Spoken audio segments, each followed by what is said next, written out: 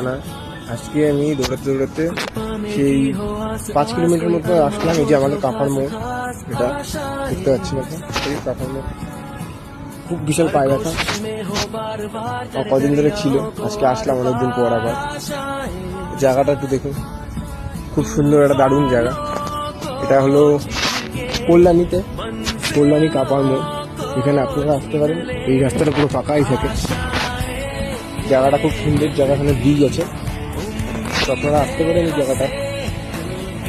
এখানে আমিও আসি মাঝে মধ্যেই, এই বন্ধু বান্ধবদের নিয়ে বা একাই চলে আসি যখন আসি। আগে একাই এসেছি, কেউ আসেনি আমার সাথে। জায়গাটা খুব দারুণ জায়গা।